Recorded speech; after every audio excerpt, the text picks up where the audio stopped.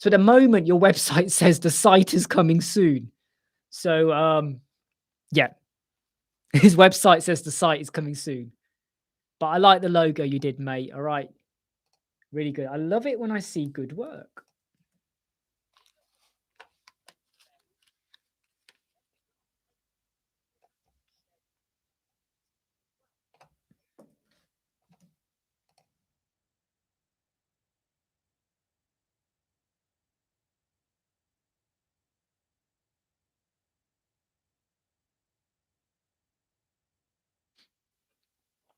Yeah, don't worry, Ayush. I've seen it.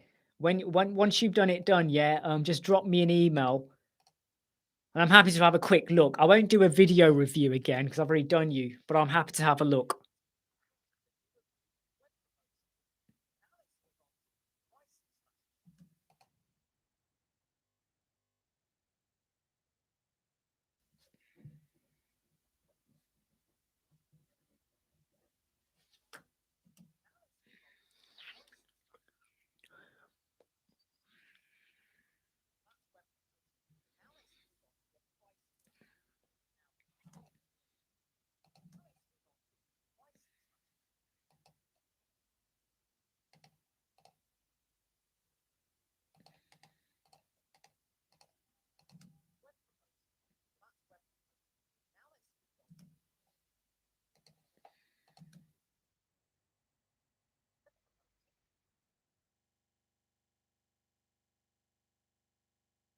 My love has got no money. He's got his strange beliefs.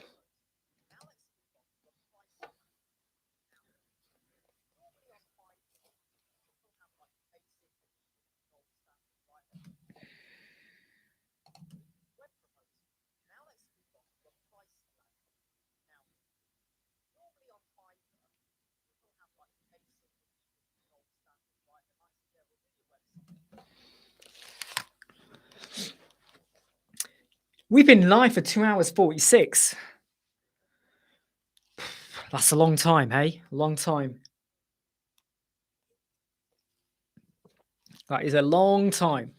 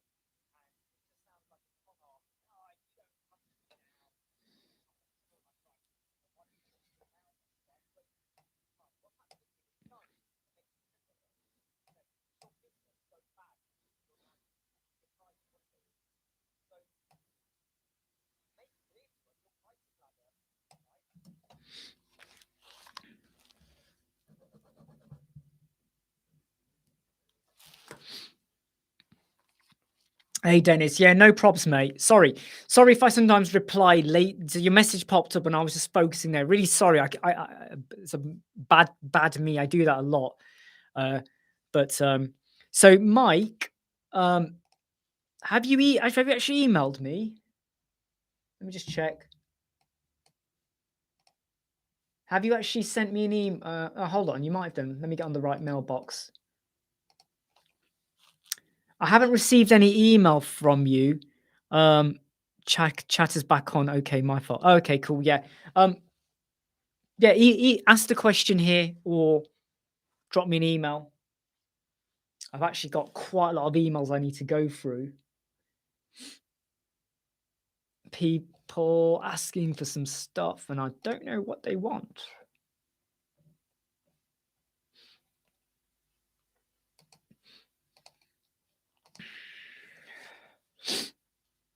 I do need to go through some of my questions, actually.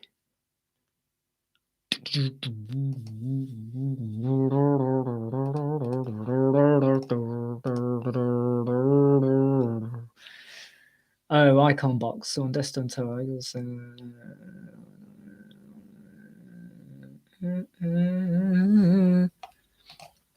Right, just got to reply to them. You may need to use site origins CSS free to convert that part of the box to be inline and add a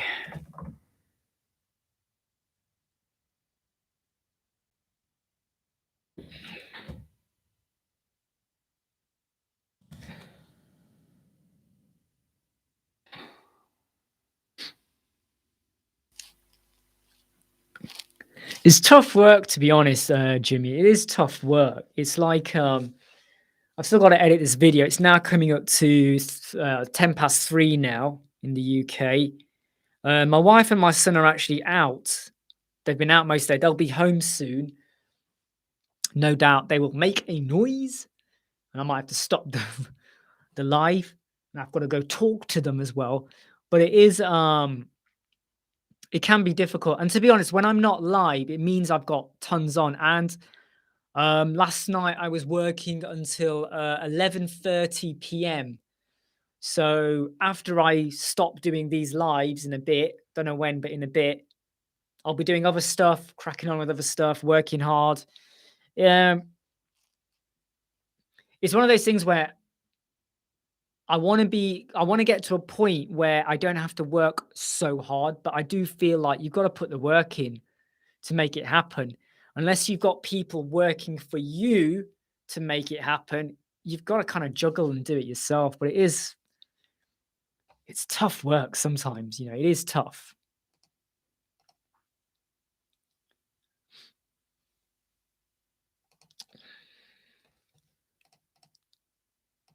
Ah, cool. Michael.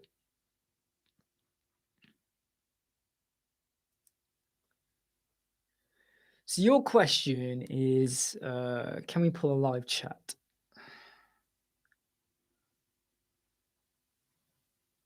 Can you pull it via iframe for one page?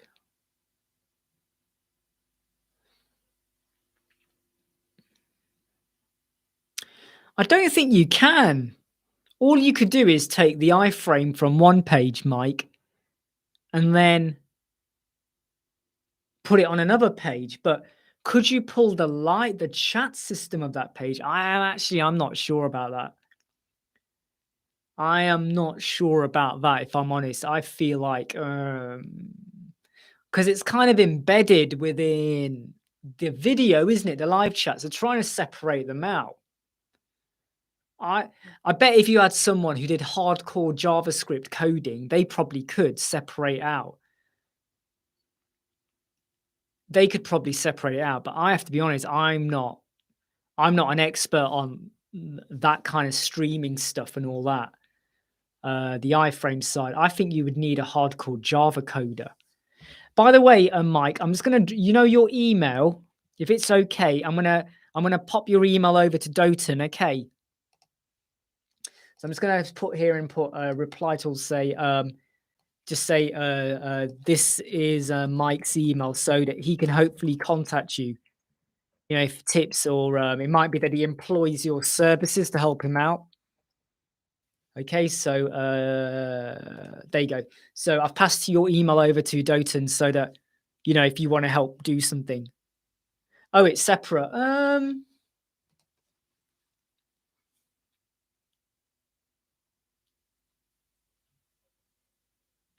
I'm not sure. I'm not sure. Because I've never done it and never seen it being done, I'm struggling to come up with a solution. I think all you can do is experiment. I'd love to know if you do solve it. I'm not sure. Oh, okay. Let me just recall that email. Oh, you've already sent him. Okay, cool. Let me recall that email then. Send. Let me just get rid of that email.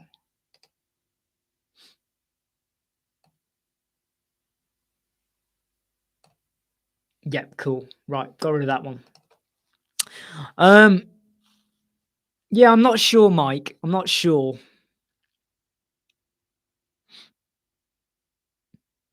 I just realized there's some questions here. Dennis, how much do you work on average per week?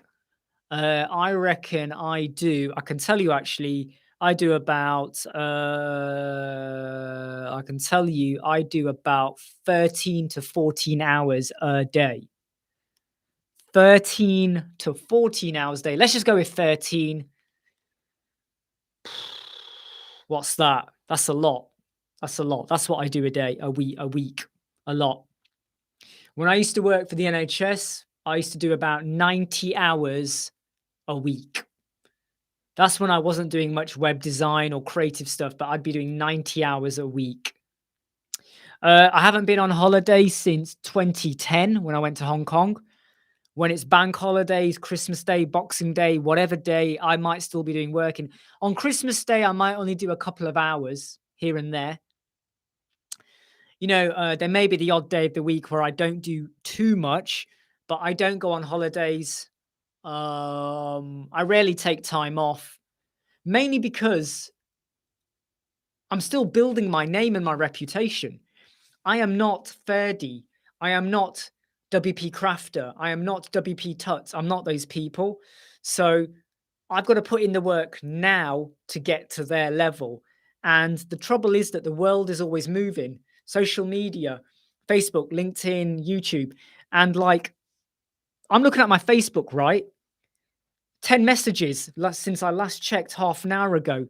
And these are messages to me or notifications. Half the notifications are rubbish. Other half, I need to reply or respond or something. And it's just a case of, look, at night, I'll be on my phone before I fall asleep. As soon as I wake up in the morning, I'll spend like 10 minutes while in bed before I get out of bed going through my emails, Facebook, LinkedIn, YouTube, Twitter, what's coming, what do I need to keep, what do I delete, what do I need to respond to, is there a quick solution? Otherwise it just builds up,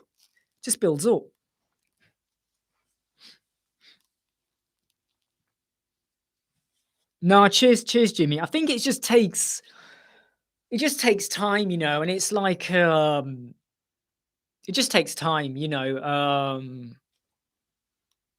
Takes time. It takes time. Everything takes a long time. And I wish it was quicker.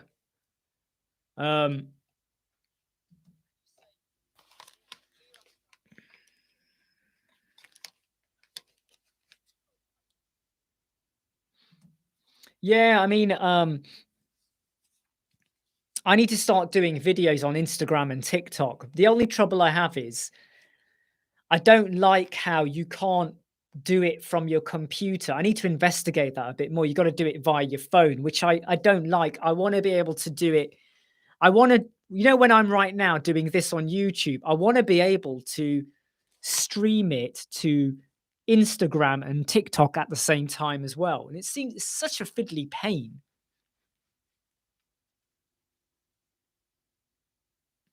Yeah. I mean, I think one day I might branch out and do other stuff as well. What you're saying, Mike?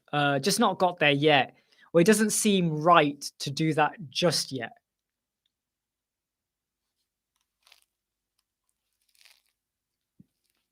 That's why, Jimmy. Let me put into context, okay? I was head of analytics with the NHS, or working with the NHS, okay? And I've left my job 2 weeks ago. That job I've been doing for about 20 odd years. That was my security. That was my income. I've left that to focus on web design and agency and all of that stuff and videos because I couldn't do I've only started doing the live chats recently. Have you noticed? The daytime ones. because I couldn't do him in the daytime because of my job. So I've left a very secure, permanent job where I was earning very good money. And now I have to work to survive. So I've put risk on my shoulder. You know, I could lose it. I could, I've got to earn money now. Otherwise, we're in financial trouble. But I want to try and do it by doing something I love and enjoy than what I was doing, which I love, which I liked as well. But after a while, the passion just ran out. A job becomes a job. We'll just do it, do it, do it. I enjoy doing web design and agency stuff and just YouTubing and videos and helping so much more, interacting, engaging, not talking to the same boring people, blah, blah, blah, blah, blah, blah, blah, blah, blah, blah, blah. Don't care. You just want to enjoy life a lot more, right?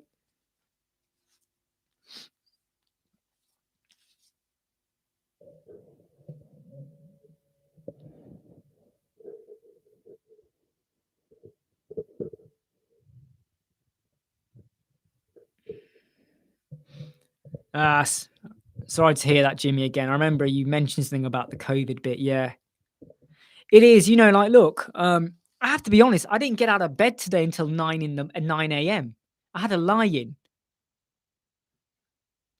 That was nice. It was nice to just like, oh, I'm just gonna lie in bed, you know, not rush out, not attend meetings because you got to attend a meeting for the meeting's sake, and you don't give two shits about the meeting. You don't care what's happening.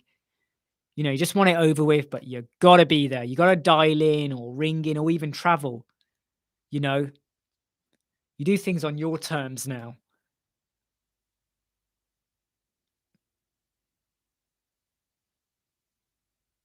Oh right, yeah, I get what you mean now. Yeah, one day, Mike. One day, not yet. One day. One day, I shall I shall explore that. Yes. Hmm.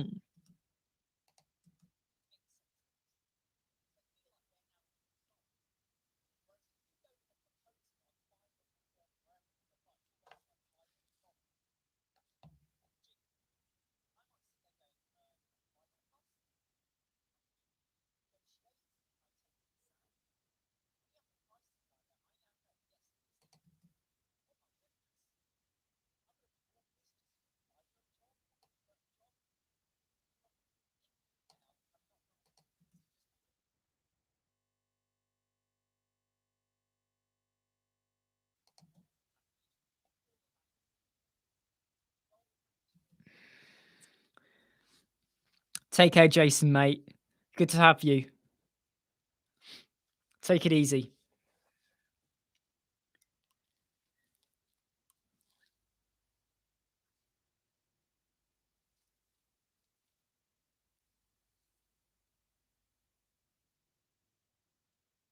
It's risky, isn't it? Business is risky, but if you can make it, you got to cut back. You got to reassess your finances, which we've done. Shopping budgets, what we spend, what we do, and you've got to just work hard. It's hard work. I mean, any people, it's true, when you're self-employed or you're running your own business, you are working 4 times harder than someone who's in a job. It's the truth. It is the truth. Because you just gotta make it work.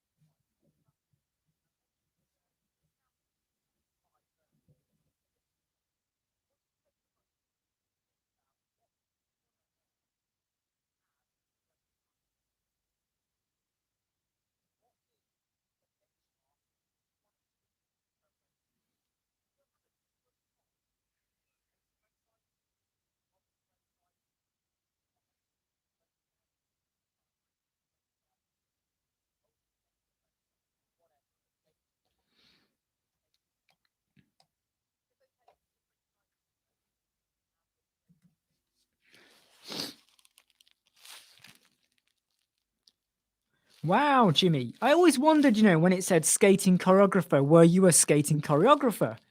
Professional skater.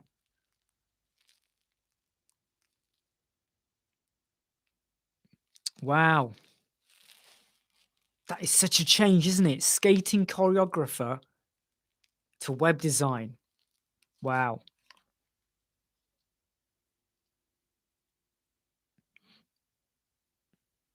I think in a way for me, a bit like what Jimmy and Mike are saying, is that COVID allowed me to reevaluate what is important for me, what makes me tick, what makes me want to, what do I really want to be doing? An opportunity came to really kickstart the web design and all of that, and it soon became real. This is what we like doing.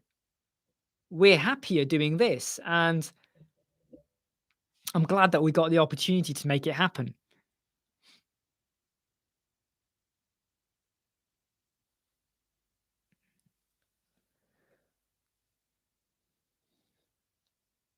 It's funny that though, isn't it, Jimmy? In a way, that was your main income, and now that's more on the side. It's just funny how we reprioritized life during COVID, and it's funny. It's sad, that it's a nasty thing, COVID, and everything that's still happening and all of that. But it allowed so many of us to just realize what is important in our lives: family, homes, life, generally, what you spend money on, what you waste money on, investments, businesses, and all of that.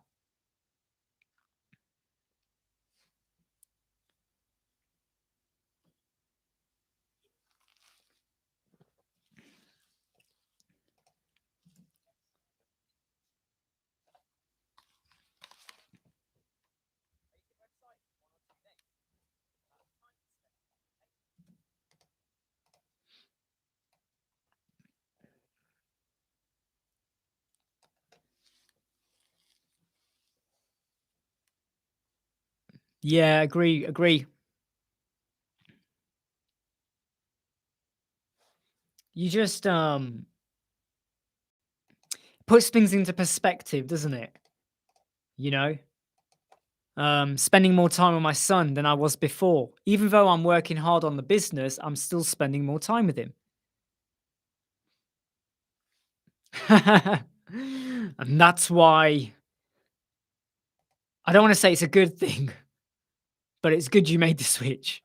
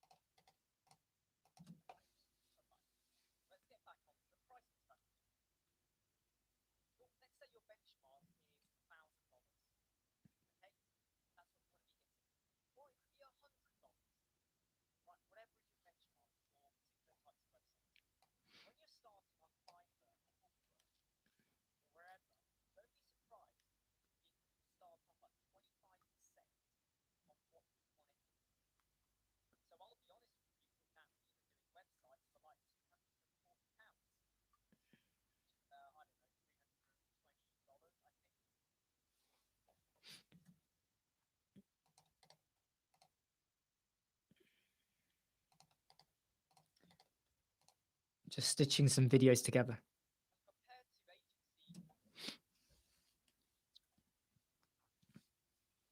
Hey, Chingy. No, it's all right. Don't worry. Don't worry. The videos and stuff I do, it's every time I learn something new or a new way of doing it, and I feel like, hey, people need to know about this. I create to share.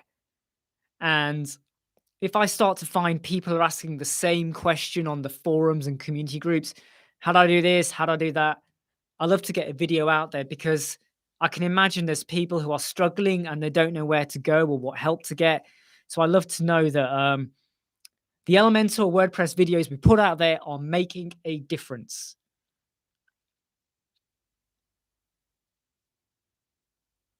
Real life meetings. Oh, what you mean like actual real life meetings, like where I'm actually there in a room? I have thought about that. I have thought about that. Just trying to think the best time, to do something like that would be, be interesting. We could talk about, I could base it on Elementor, but also just on anything else as well. We could play 90s music in the background.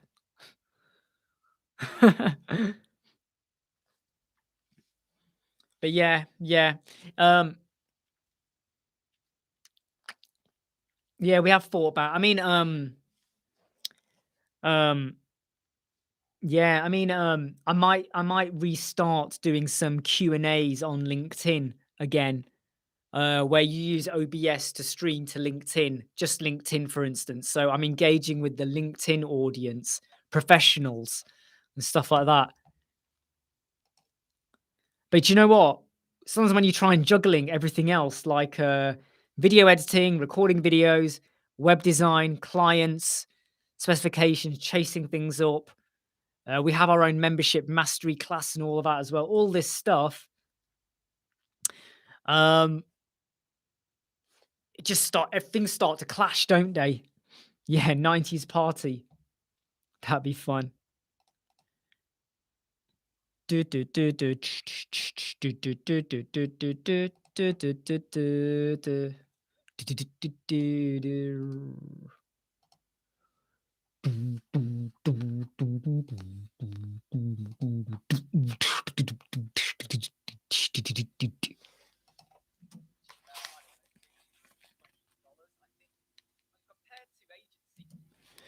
So my religion, I don't have one. And it's not that I'm against any religion, because I respect everyone and their views, but I don't have a religion. I celebrate all religions, so well, when I say celebrate, I will participate.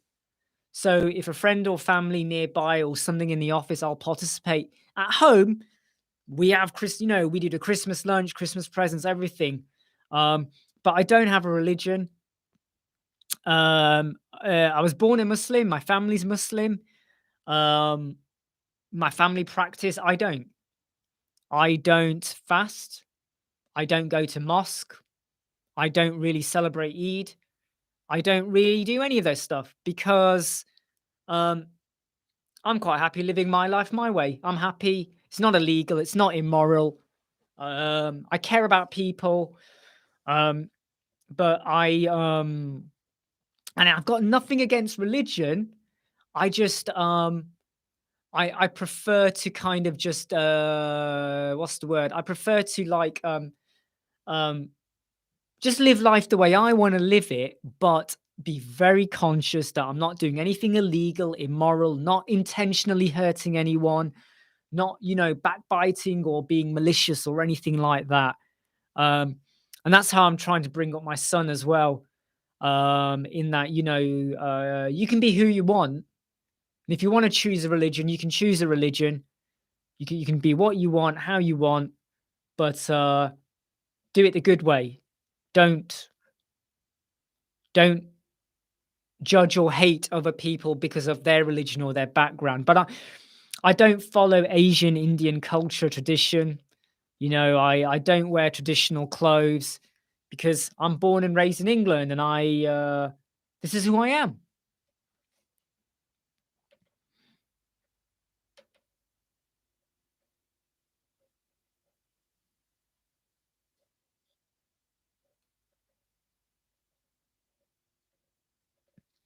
Cool, Mike. Yeah, I might touch base with you on that one day about streaming stuff like that as well.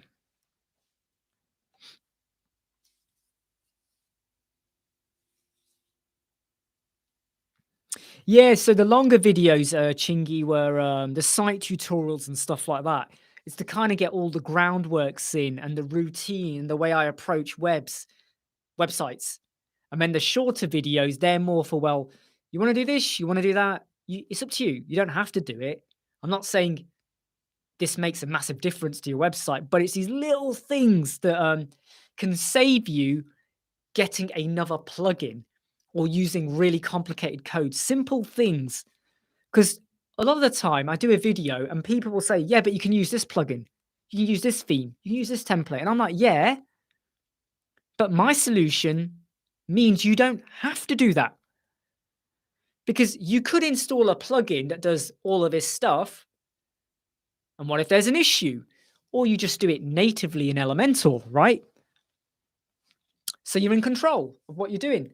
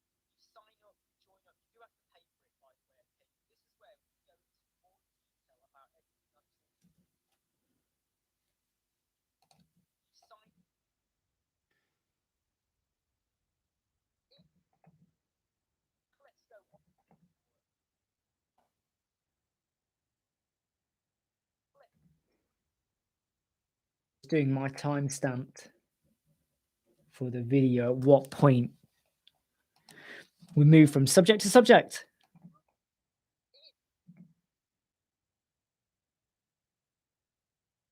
My love has got no money. Yeah, so I was born. My family's Muslim. I was born Muslim, and I actually started learning the Quran by heart when I was 11. I chose to do that, and then when I was 12, I dropped out because I was like, "Ah, you know what? I'm bored." Can you believe it? I had the guts to say, "Oh, you know what? I don't want to do this." Loads of people were unhappy with me, but I don't care. I have my identity. And then I think it was around about the age of 16, 17, I started to realize that I'm I feel I'm detaching myself from religion, from culture, from tradition, from being tied down into how I need to think or what I need to do or what people say, stuff like that. And like I said, I got nothing against it if people follow whatever path they follow, but I question things. I'm very analytical, and it's just the way I am.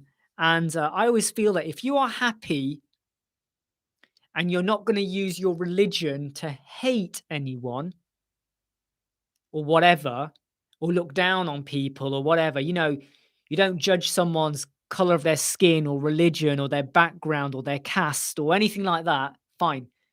When people start to use bits of religion to justify how they behave or how they think or their actions, I start to go, that's a sad excuse. But I just started doing things my own way, innit? Just doing things my own way. Yeah, Mike. Yeah, email us your channel, okay?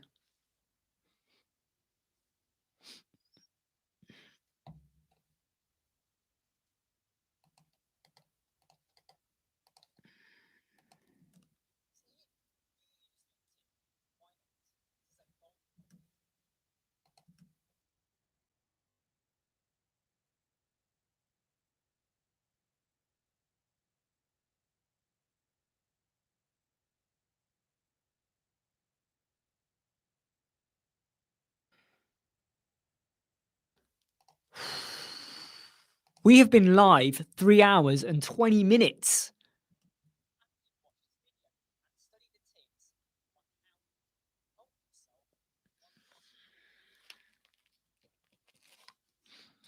And I think you know where I'm going with this, Mike, and I've got to be careful what I say here, but when people, and I don't mean one religious group, I mean any religious group, when people start to justify what they think of another group of people or whatever based on religion, it leaves a nasty taste in my mouth. You know, we don't like you because of X, or we're going to attack you because of Y, or whatever. And when people start to use events or things that have happened in the past to again justify what they think or feel, it just gets me really like, can we just not all get along? Can we just kind of understand that sometimes religion is almost like the clothing we wear? It's an identity. It's where we've put ourselves, the homes we've built, whatever, right? But in the cities in the world we live in, can't we just all get along? You know, and make a better place for everyone. You know, just make a better place. And when 9/11 occurred, right? When 9/11 occurred, I got a lot of people being angry at me because of the color of my skin and my name. But I understood where they were coming from. They were angry. I got it. But what I didn't like was a lot of people used 9/11 to be happy. They were happy it happened. They enjoyed it. They were like, this is payback. And I just sort of thinking, my God, how pathetic.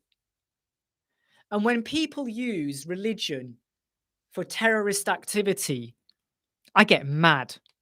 And I don't just mean Islamic terrorism. I'm talking about there might be Hindu activists. There might even be Christian activists. There might be, you know, we could go through history. We could go through KKK, ISIS. We could go through loads of stuff. We could go through entire world history of all different religions. Protestant, Catholic, Sunni, Shia, right? You got India, Sri Lanka. You know, you've got religion all over the place. And it's just like, enjoy your religion, but stop beating the shit out of each other. You know? You know, Buddhists, people in China, you know, it's like, just be happy. You're alive. Be happy. Right? And if the world just stopped drawing these boundary lines between religion and stuff like that, we'd be in a much better place, wouldn't we? When 7/7 happened in the UK, July the 7th, 2007, people in my office came to me and said, "Why'd you do it? Why'd you kill? Why'd you want to bomb people?" And I was like, "Why are you asking me? I cannot explain it." Well, I can explain it, but I'm not gonna, because I didn't do it and I'm not gonna justify it. Okay? But you know, it's like you take Ireland, the IRA, all this stuff, Protestant, Catholics, it's like these are just names, right? The different sects we have in religion, these are just names, these are just words. You know, whatever was created 100, 1,000 years ago to decide on, right, here's a different type of Christianity, here's a different type of Muslim, Hinduism, Sikhism, Tibetism, Buddhism, whatever, right? Okay, all these, Judaism, all these different pathways, they are just identities. You know, we are stronger together, right? Not as individuals. We are strong together. Caesar from Planet of the Apes made it clear. Strong together.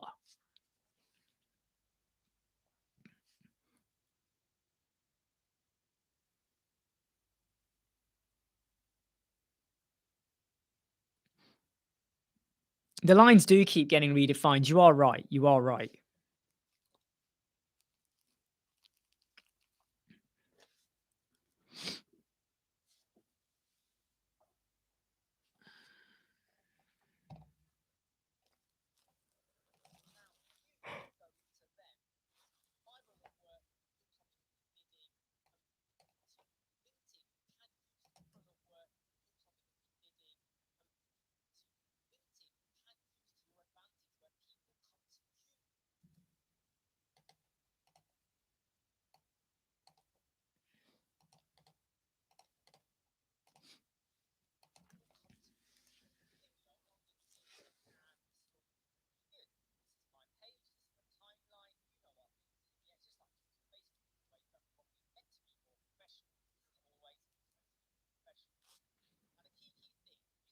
One love.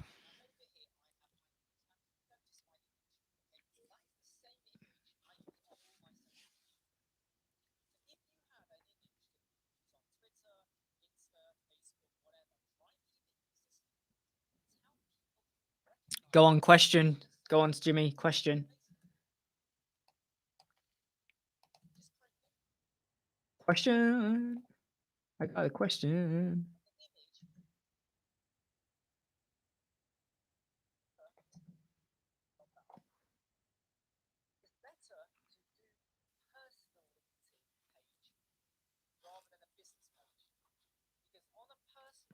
Oh, question.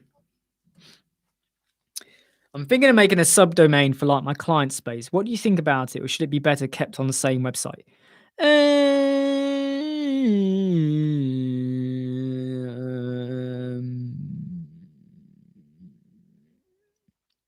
Do you care if Google or search engines don't find your client space? Actually, I'll answer this in part. Number one, do you care if it's not going to get search engine indexed and all that? If you don't care, then fine, do a subdomain, right? If you do care, then just keep it as another page on your current website. Otherwise, you've got to go through all of the rank math, search console, all of this stuff again. However, if you do it on a subdomain, make sure you copy your current website, right, as a staging site or however you do it, okay, and export and import. Otherwise, you have to redo all your styling and page building and color branding all again from scratch. So you could do it, but what you've got to weigh up is that. So we have a membership site on our website. If you go to our website, you'll see the word members. It's the same website. Why? It's all in one place. If we had it in a separate place, it now means our customers might go to this website and then they've got to go elsewhere for the client website. And they might come back to our website for something and then they've got to go elsewhere. So I would say maybe it's not a bad idea to just have it on the same website. Easier to manage, right? Easier to manage. But if you're not worried about having it separate and they're for a good different reason, then go for it.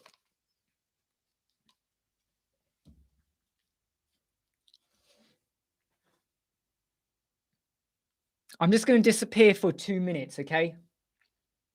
And then I'll be back. It's actually a quick toilet break, but I'll be back in 2 minutes, okay? Keep talking and asking each other questions, but I'll be back in 2 minutes.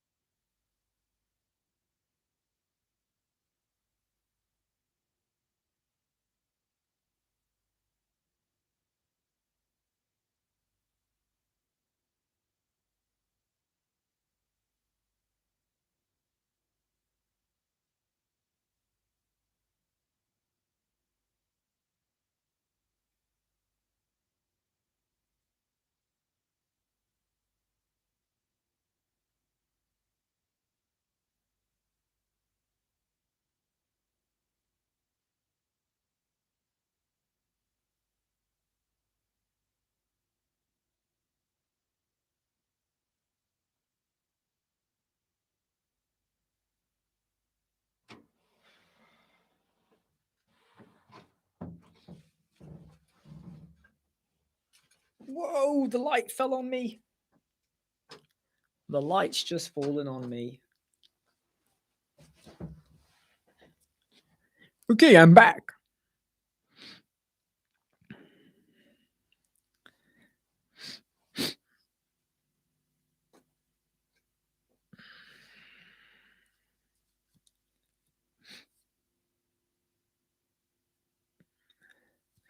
Yeah, I mean, if you're going to have lots of different plugins on your client website for obvious reasons, because it's going to probably have, memberships and whatever, then I can understand why you'd want to do it on a different one. So yeah, you got to weigh it up.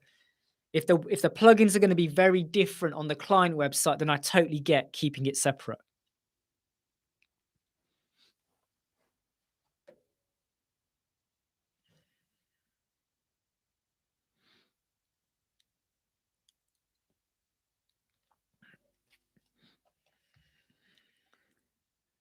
I would use all-in-one migration. You download your site, you upload your site to the new domain, and then you take away the plugins, change the plugins, rearrange it. The main thing is it will have the same look and feel and colors and Elementor and all that on there.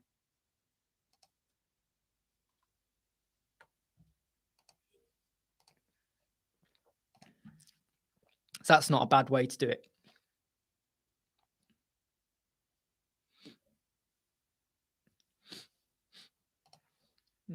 What's this?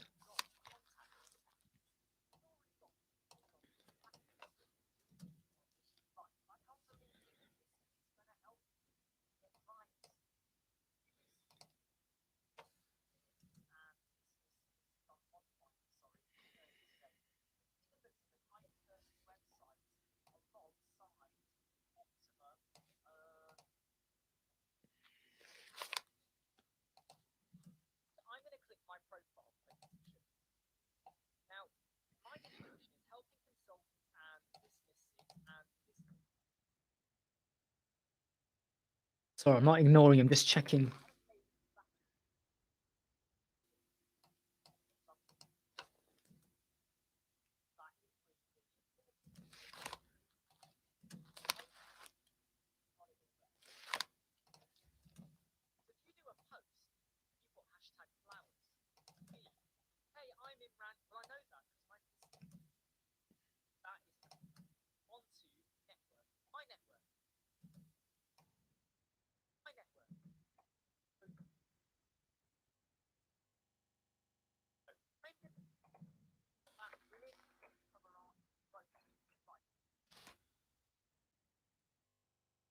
Sorry, I'm not ignoring you. I'm just trying to stitch a section on here. Right. Yeah.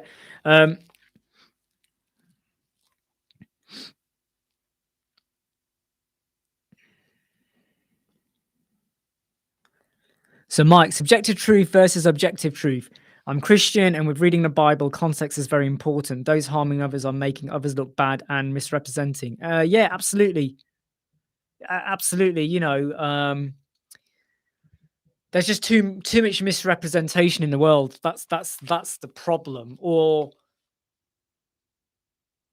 tweaking the interpretation of words to justify how people behave, which, it's like, oh, so yesterday it meant this, now today it means this. What's it going to mean tomorrow?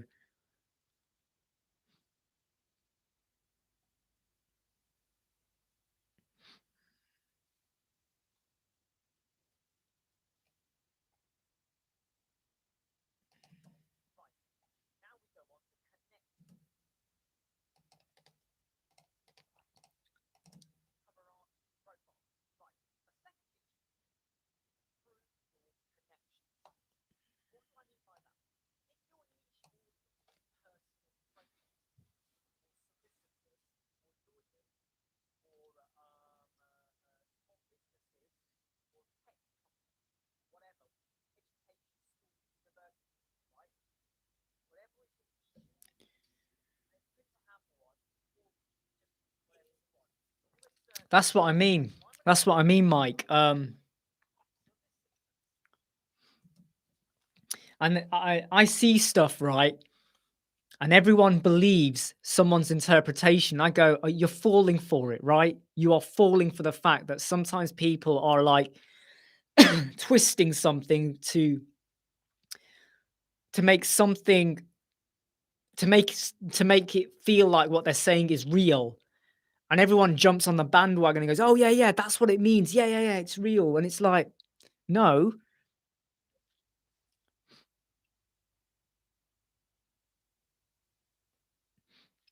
exactly. What is the objective truth?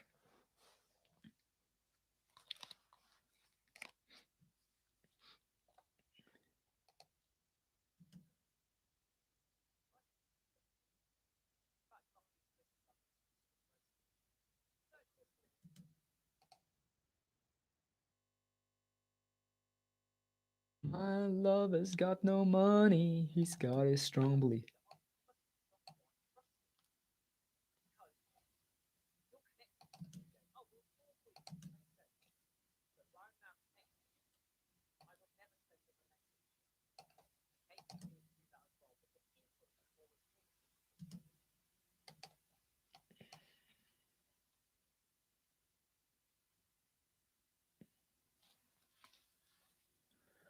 Whoa, 3 hours, 36 minutes we've been live.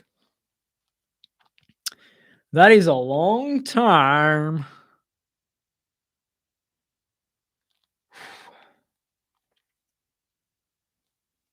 It's a long time to be live, right? It's a long time to be alive. I've done this live chat is probably longer than the lifespan of some insects. Just think about that.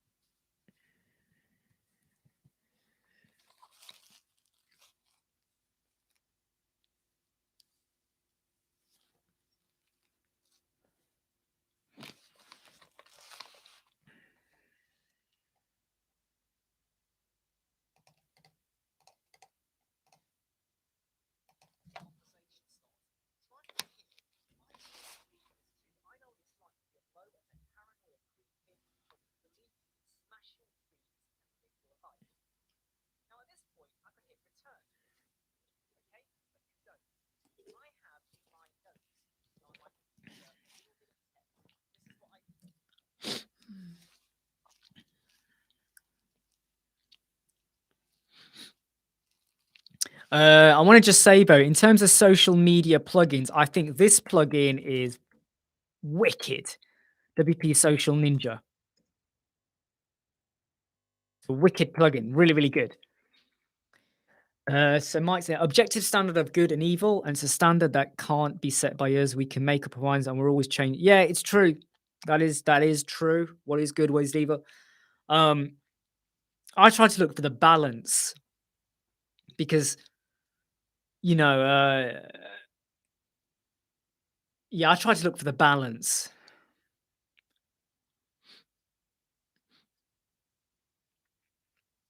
WP Social Ninja is really good. Really good. Really good plugin.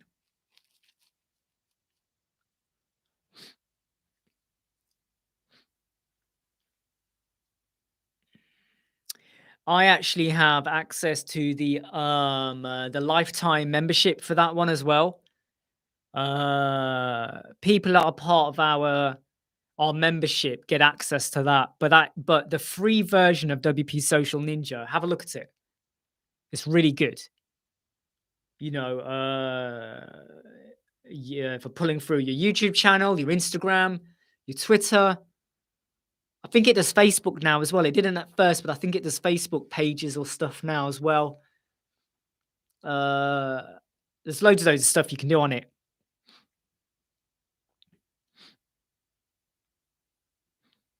I don't know why WP Social Ninja don't advertise a lot, but go in and just go to their site, install it. It's free. It's free to install, really easy to connect.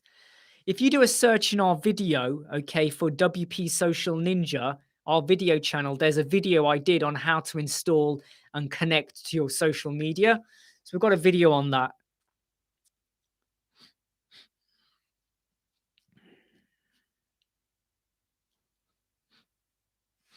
Oh man, where am I with this video?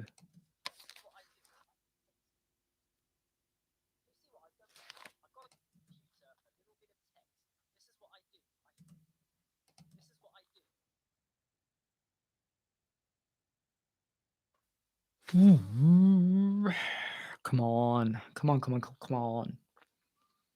We're down to the last 15 minutes of this video. It's currently 1 hour and 20 minutes. Come on, we're nearly there.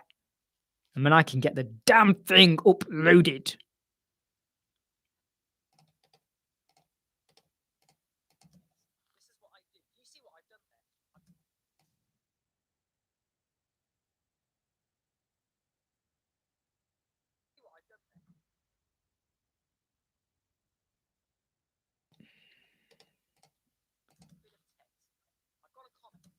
Ugh, what have I done? That's not good. The stitch now is not working. I've got to undo that. WP Social Ninja. It is wicked for social media. It pulls through Google reviews, TripAdvisor, Trustpilot. It even gives you a messenger bot. You can pull in your LinkedIn, not your LinkedIn, sorry, ignore that. You can pull through your Instagram feed, your Twitter feed, your YouTube feed. You can pull through tons of stuff. And you get a lot for free before you have to go to the premium version. You get a lot for free. Just go in and have a look. And it allows you to set the styling of how it's presented, grid, mobile view, whatever. Really good. Oh, you mean creating a social media website? Oh, okay. In that context, then I think Buddy Boss. I have never had to really create one like that, but I think Buddy Boss. Is it Buddy Press? No, Buddy Boss. There is a plugin I recall. Do a search for Facebook. Do a search for Facebook. Facebook plugin, Facebook style website, something like that. WordPress. I think there's a plugin that allows you to set things up. But Buddy Boss, from memory, Buddy Boss always crops up as the one people use. So I think what he means by social media is people sign up and then they have like forums. Wise Chat. I think Wise Chat is a plugin. I think that's the one where you can sign up and you have forums and individual accounts and what you know, private rooms and stuff like that. I think that's what you mean, right?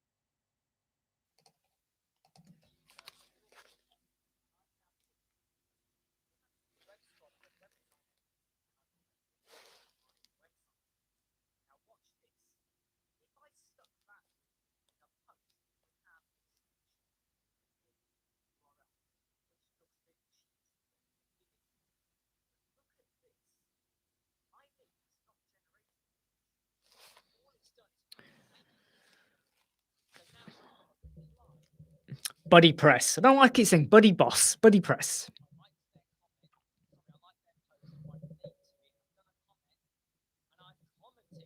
Yeah, Facebook. I've never really spent a lot of time.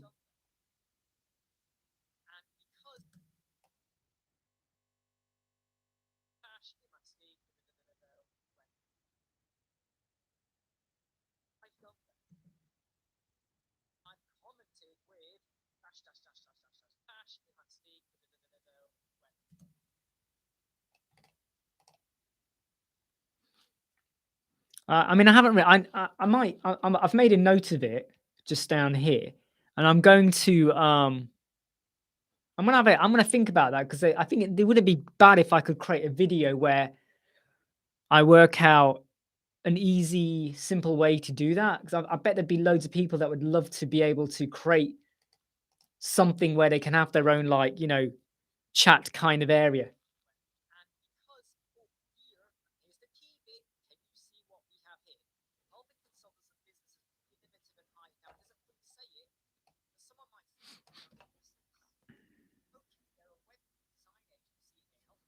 Hey, George, you're right. I'm going to be closing off, George, I bet in 10 minutes anyway. Because in 10 minutes, we'll be hitting 4 hours live stream. Good to have you back, bro.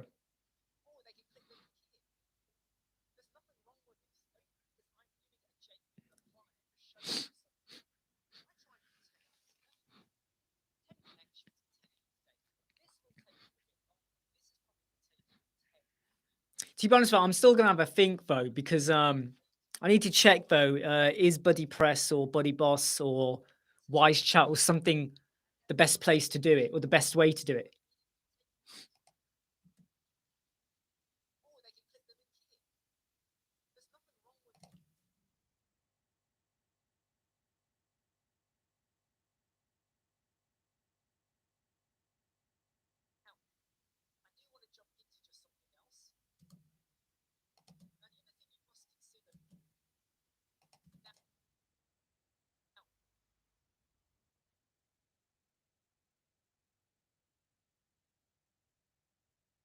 I think my cat's outside. I just got to let my cat in. All right, he is trying to get into the room, and I've shut the door.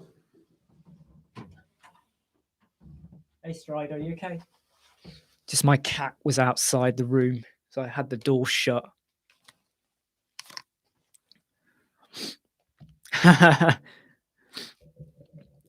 Nice one, George. Yeah, I'm only going to be live for 10 minutes, and I won't be going live again today.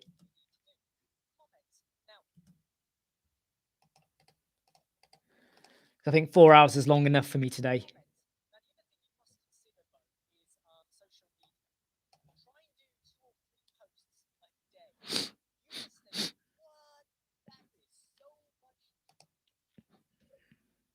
I'll do some research on that, Jimmy. You might want to do your own work as well, but I'm going to play around just to see what cost-effective solution is there to kind of set up kind of like a forum. Wise Chat is the one I was meant to do a video on, and I never got around to it, but I will explore that.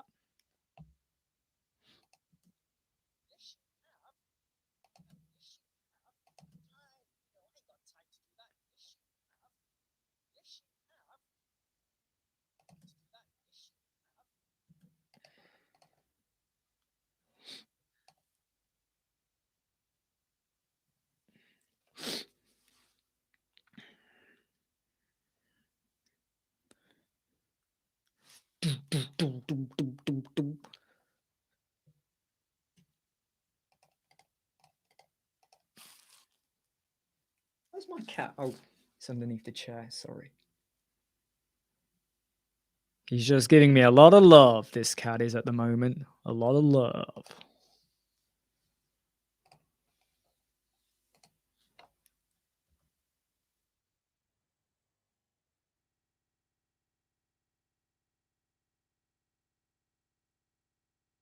So a client has just confirmed that they want to work with us and they like our web proposal. Yes. That's 4 new websites. Hopefully they'll work with us over the next couple of months, which is cool. So just got to wait for them to confirm, and then we get started, or plan it and get started, or whatever. Cheers, Chingy. They're actually a client from a year ago, and they've come back because they're working with other clients, and there's potentially 4 websites here. Well, it is 4 websites. And I've just explained to them our costs have tripled compared to where they were last year. And I've explained why and what they get for it, and they're okay with it. Take care, Jimmy. All right. Take care. You go skate, mate. You go skate. Cheers, Jimmy. Chingy says, question, do you only design in Elementor or do you use a tool like Figma? I don't, I explained earlier, if I spend time doing Figma and XD, the amount of time you spend on that and then you show it to the client and then the client says, oh, change it. You then got to go back and change it. I instead do scribbles, right?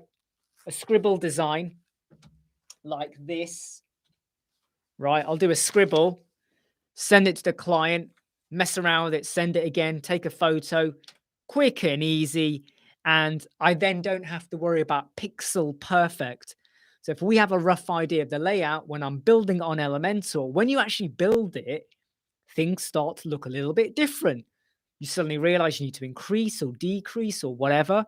So just because it looked good in Figma or XD, in real life, you might want to tinker. And by having a scribble, I have the license to tinker a little bit. And that always works. Take it easy, Jimmy. See you tomorrow. Exactly. The scribbles are a wireframe. I didn't want to say wireframe because some people don't always get that, but it is literally a wireframe. That is literally it. Scribbly wireframe. That is literally it.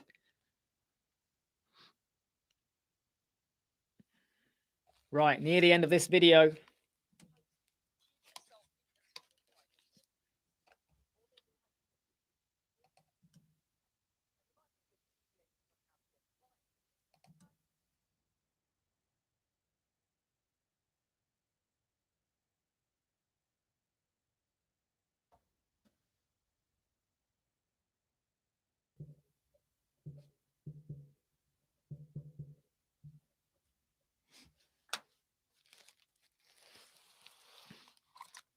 I should be live, hopefully, tomorrow. I don't know when, but I should be live tomorrow.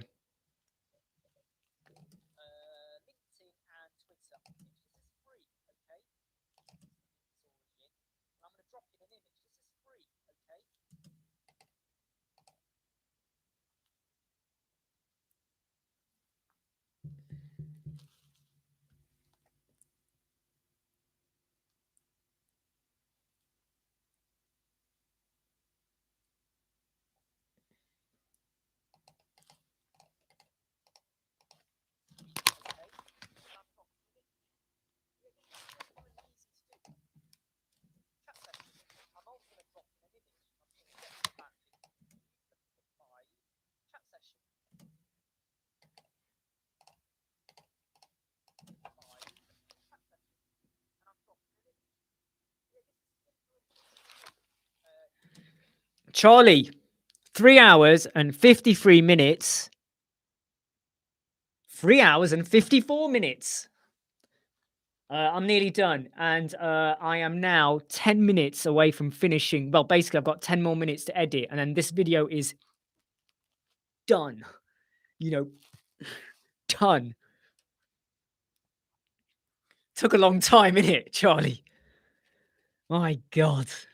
How not to edit videos like this? Have a live chat while you're editing a video. This is not what you do. But I'm nearly there. I'm nearly there.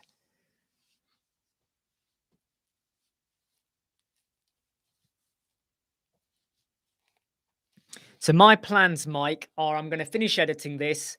I'm then going to sort out some food for my cat and myself. My son will be home soon because he's been out all day. And then I'm just going to wind down, check some messaging, emails, some questions I've been asked. I've just got to answer some solutions. And then I'm just going to take it easy for the rest of Thursday. So I'm not going to be overworking myself today. Just take it easy. And then I might resume working around 10 p.m. I might do a couple of more hours, 2 or 3 hours in the evening.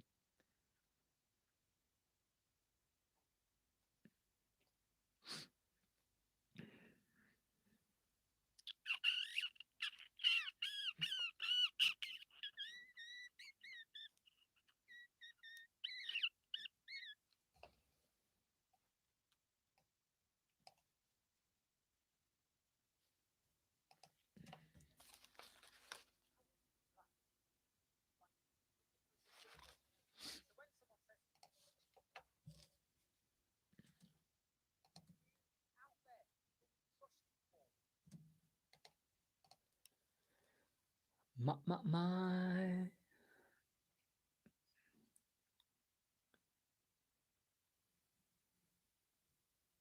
Do you know what tune I really like? And it's a weird one, right? You know the theme tune to Willow? You know the movie Willow, the theme tune? Dun, dun, dun, dun, dun, dun, dun, dun, dun, dun, dun, dun, dun, dun, dun, dun, dun, dun, dun. I love that tune. I love that tune. I even like the tune to Cocoon. The Cocoon, the movie. I like the tune to that. I'm trying to remember how it goes now. How's that tune? I can't remember the tune to Cocoon, but I know when I hear it, I like it. But anyway, the tune to Willow, I like that. Oh, Wind, mate, Charlie. The Wind.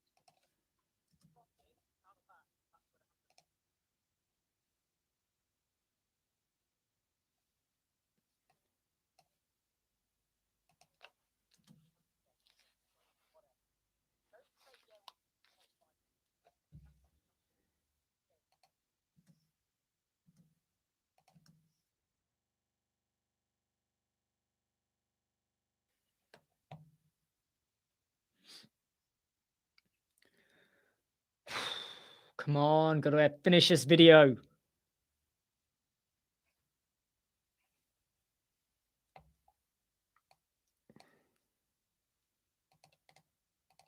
Come on, finish the video.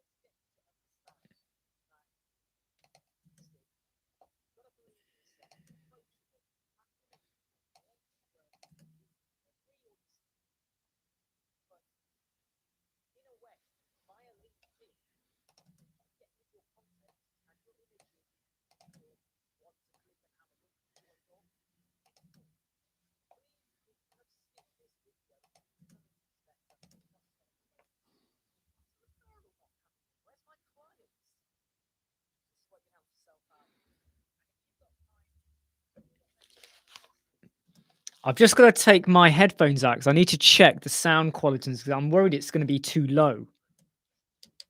Fiverr or work LinkedIn, yeah, you just sit there and cross your arms and go, referral. Right, that's coming through okay. Stuff that like you just do it, Fiverr or work LinkedIn. Right, cool. That's working. That is working. Just check it was fine.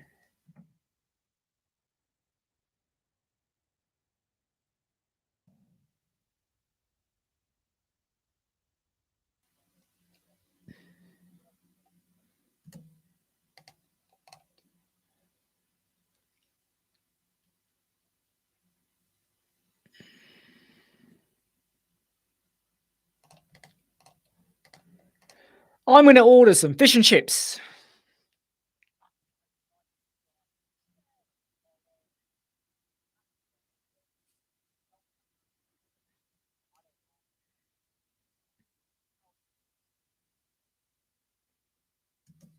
Yes! Edited! We're edited. Flipping heck. We are edited. Flipping heck. Finally, we've finished editing. Whoa. Mamacita. No Pablo Anglais. Hey, gringo. We are edited. We are edited. We're going to cover off a topic. Yeah, we are going to cover a topic. Excellent. Right, we're edited. Oh my God, that's painful. This is the client video. 1080p, better quality.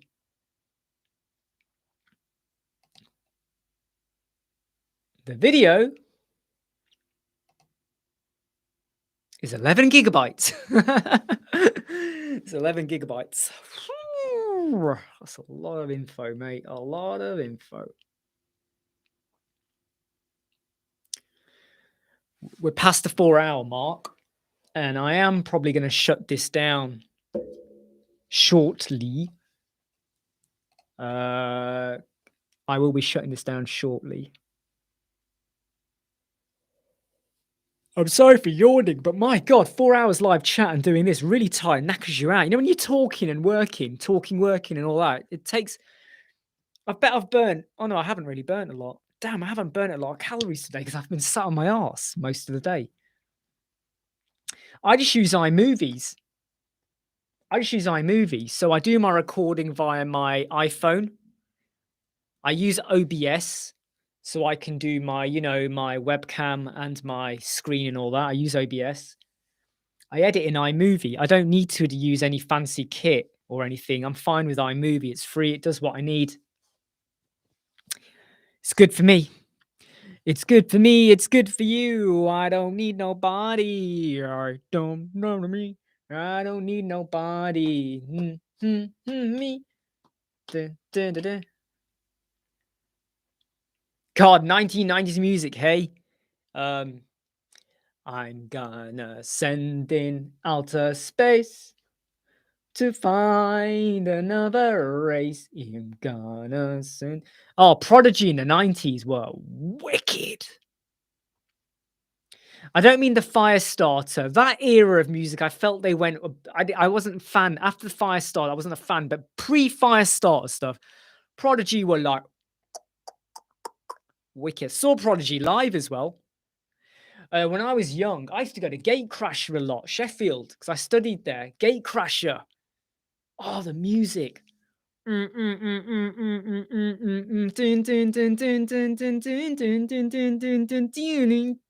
Sorry, if you're working.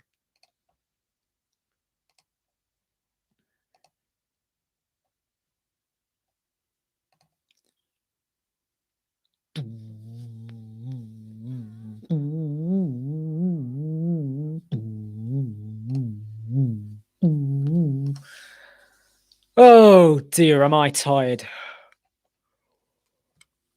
Sorry for yawning. It's really catching up on me now.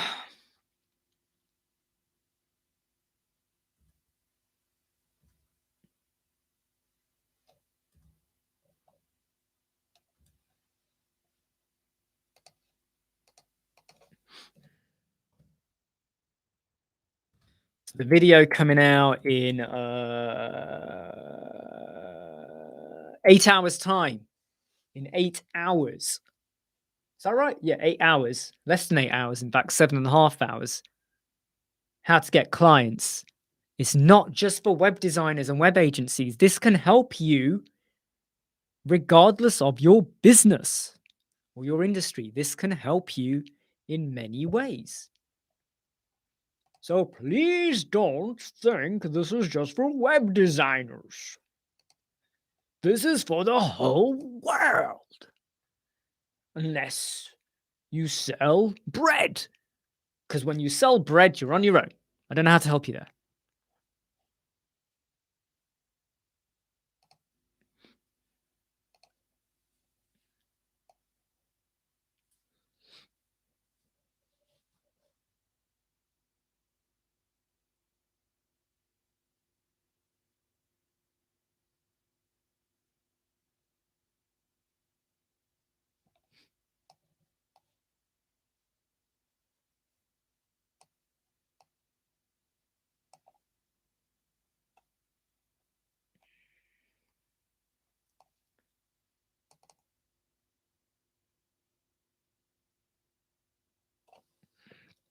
Just sorting out the cover art now while the video is downloading.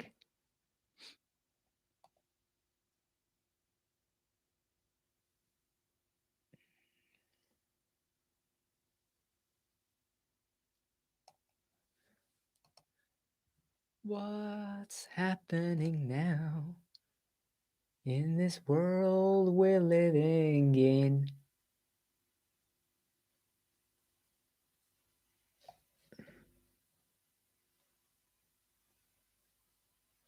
What's the world coming to?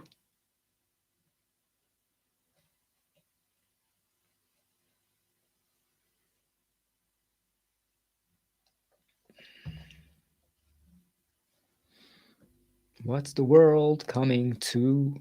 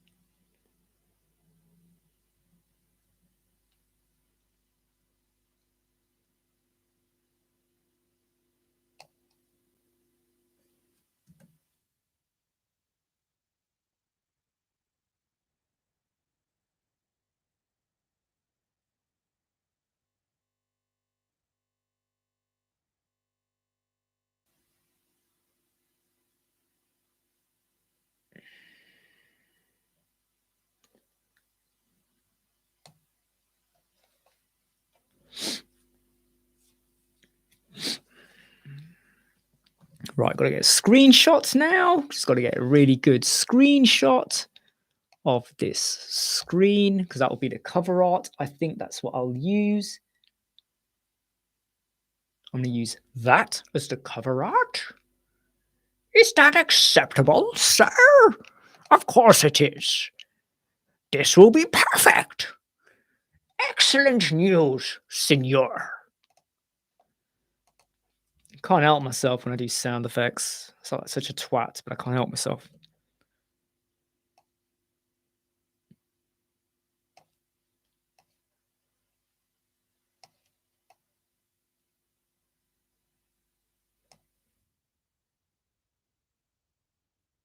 I said, hey, yeah, yeah, yeah, yeah. Hey, yeah, yeah. I said, hey, what's going on?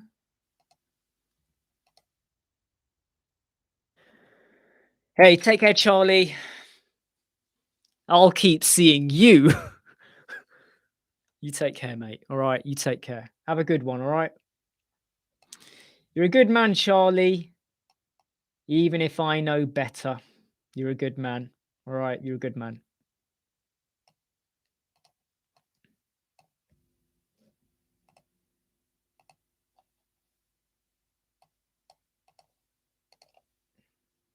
I said, hey, what's going on?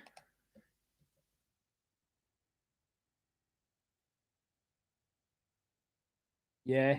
I'm definitely gonna be signing off in a bit, Mike, because I feel like I'm on the verge of just burnout now. I'm just on the kind of like I'm on the last legs of how much energy I've got before I keel over. You only feel like absolutely drained, like, oh, how much more can I take of this? Before you just start to feel like just hungry. I mean, I'm already starving, but I'm starting to feel like, I'm gonna just collapse in a minute. Oh, did that wrong.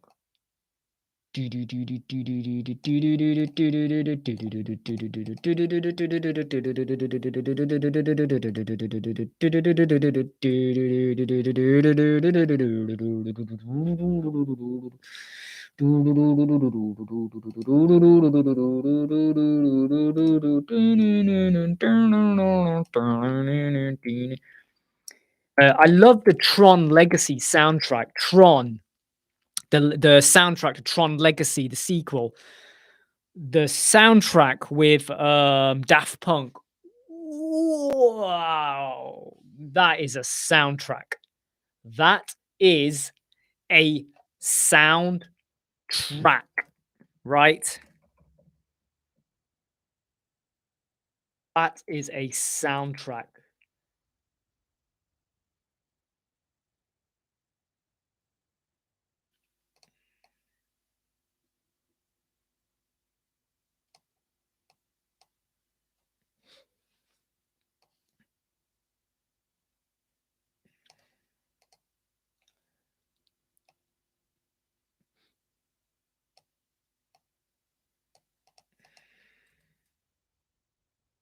That is what you call a soundtrack. If you've never listened to Tron Legacy, you have got to listen to it. I mean, I'm talking, I can't explain it. It's just so good. It's one of the best soundtracks I've heard in a long, long time. Right? We're talking, I can't explain it. It's just amazing. If you've never heard it, go and listen to it. And if you have heard it, you didn't like it, that's your problem. But I'm telling you, it is good. Right? It is God.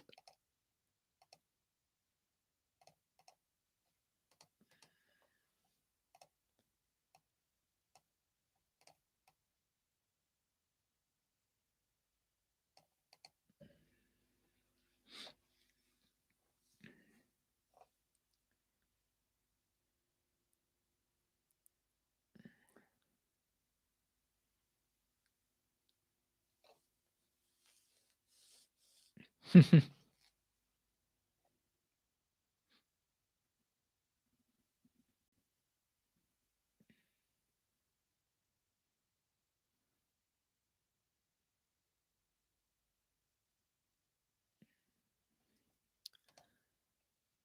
do do do do do do do do do do do do do do do do do do do. Do do do do do do do do do do.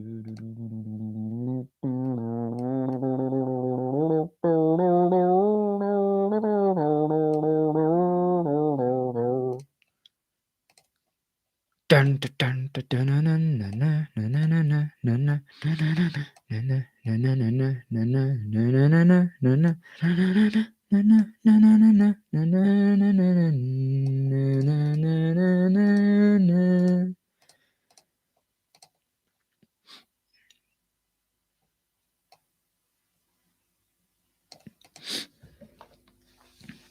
yeah, Ready Player One. That is, I read the book for that when it first came out. Loved the book. When I heard about the movie, loved it. I mean, the music in that is good. I mean, Daft Punk, Tron Legacy. Me and my son sat down to watch The Iron Giant. I mean, I love that movie, and he watched it with me for the first time, and he loved it. He loved it, and he's yeah, so cool.